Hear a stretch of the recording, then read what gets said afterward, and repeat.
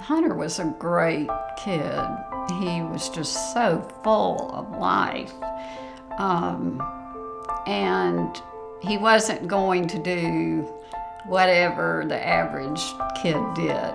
You know, we tried soccer, we tried baseball, that kind of thing. Well, that just wasn't him. And when he started skating, it really fit into who he was because he was independent from day one.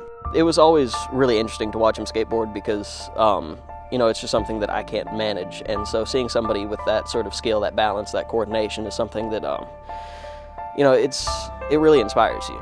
When Hunter was in high school, he wanted to do a skating club and got a sponsor and everything. And the high school said, no, we can't do that.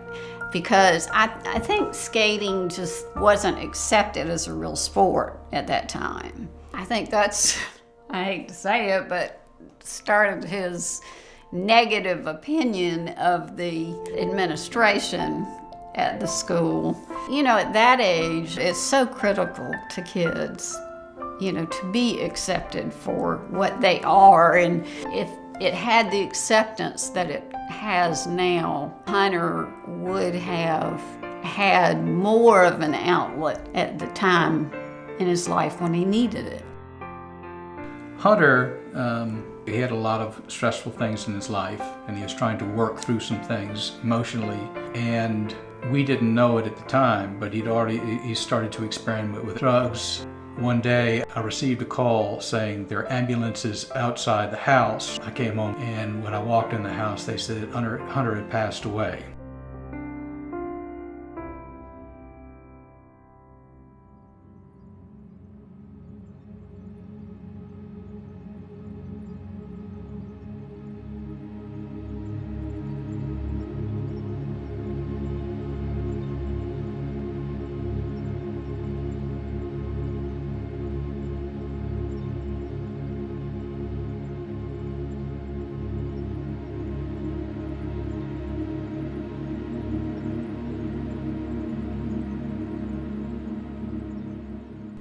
The way that the skateboard park should be looked at is a way to celebrate the lives of people who enjoy skateboarding.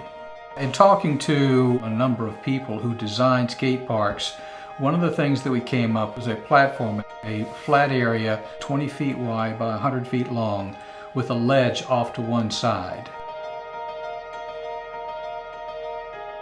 Five Points is probably, you know, one of the best locations for something like this.